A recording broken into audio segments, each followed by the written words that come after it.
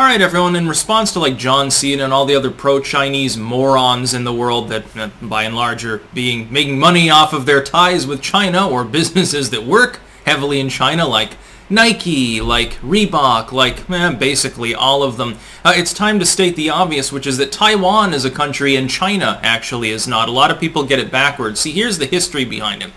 The government of Taiwan is the direct descendant of the government in exile of all of China that had to flee there for strategic purposes when commies overran everything. And essentially the commies then pretended that they were always in charge and set up their own government. But it's really, it's like watching a student council try to declare independence from a school, only the students actually arm up and kill all of the teachers. And now it's all dysfunctional and messed up, but they're still pretending it's a school. That's basically the history of China. Now here's what an attempt from long ago, and a lot of people don't know anything about this. They've never really studied the Cold War. Initially, the United States recognized Taiwanese sovereignty and did not recognize China's specific sovereignty.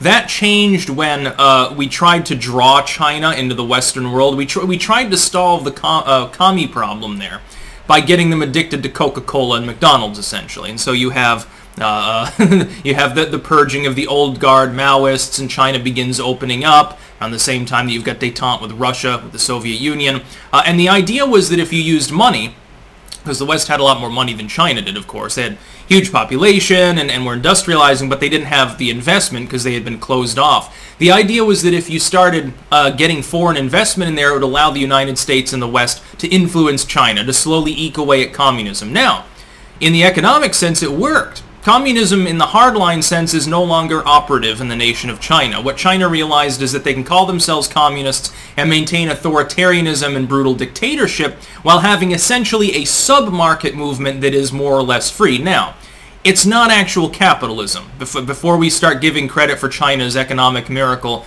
to anything other than capitalism, though, we have to understand the mixed model principles behind it. The capitalism is entirely subjugate.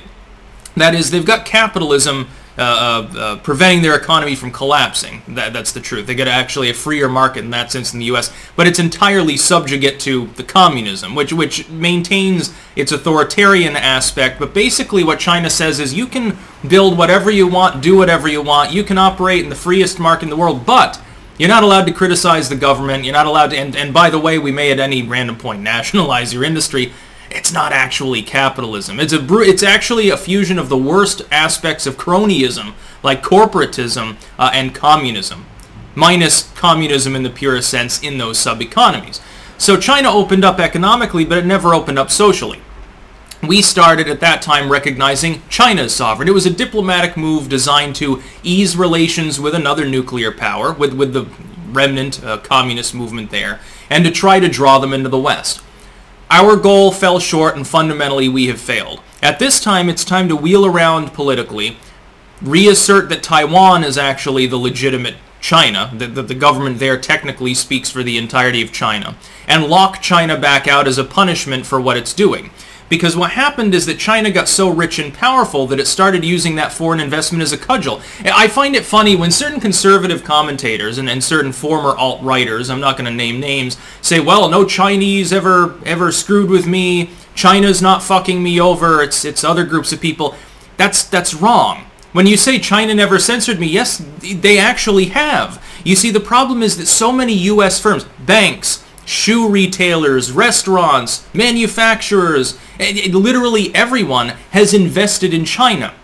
What China does is say, censor this anti-Chinese material, censor this political group, tell this person to shut up, or we'll cut ties. Because China can always nationalize those offshore factories and shit. They don't care. To them, it's peanuts. They're willing to do that, and these firms know it, so they toe the line. And so the wokeness is promulgated by China because it's divisive. They're launching a political and economic attack on the entire Western world that is being enabled by the Western world's own governments. This is the name of the game of globalism.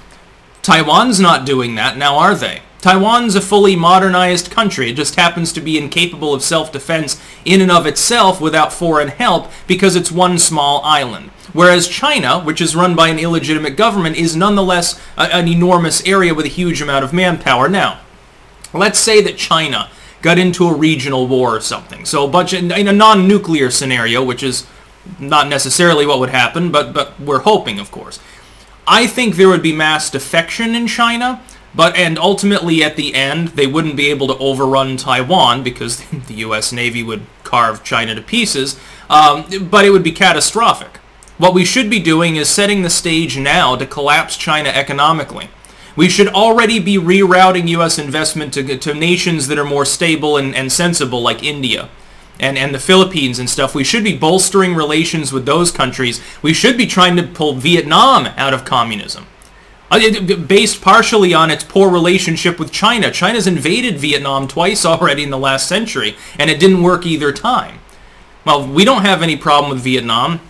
We should invest there instead. Prop up the Vietnamese and the Filipinos and all these other groups and surround China with states that actually get the foreign investment. China collapses, and then hopefully there's a revolution. Yeah, play hardball with the country that spent the last few decades fucking around with the West trying to influence us. Why don't we do that for a change? In that sense, China's more imperialistic and bullyish than the United States has been for decades anyway. Yeah, well, how about that Iraq? Okay, bad times, all of which I have opposed. Iraq, Afghanistan, and so forth. Our involvement in Syria and to an extent in Egypt as well. But China's worse. China is doing that on a daily basis to literally every country. They backstabbed fucking Russia. Remember that time there was that massive gas pipeline deal where Putin's like, oil pipeline.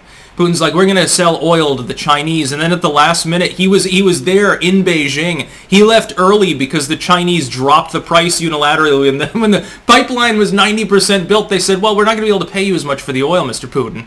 Oh, he left in a huff. I talked about it at the time. I think that was like 2012 or something. It was fun. It was hilarious.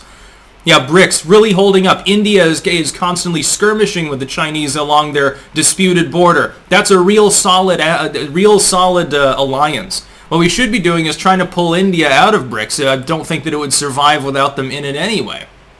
China has pissed away half of its mandate in East Africa. Once people realized that there was no actual development being done that wasn't directly benefiting just people from China that happened to reside there, they spawned political parties solely dedicated to getting rid of Chinese influence in half a dozen of these countries. They built a base in Djibouti. They're building bases in Central America and stuff to try to cement themselves. They got the Spratly Island developments, which they claim is theirs, but they're alienating pretty much everyone else in the world and stabbing them in the back.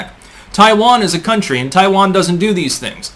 No, the Taiwanese government is the Chinese government. Yeah, there's a one China. It's called Taiwan. They're the legitimate ones that we should be parlaying with. We should lock China out of the world at large, or at least out of the Western sphere. You know, the United States has the most to lose. You think the rest of the Western alliances that we have would be as reluctant as the United States to pull out of agreements with China? Australia just did. China's condemning them up and down. Oh my God, this is such a terrible thing. The Australians had no problem with withdrawing from a deal unilaterally. They're constantly peddling state propaganda on Twitter and places like that. TikTok, big video network. It's run by the Chinese. They've got influence over Google.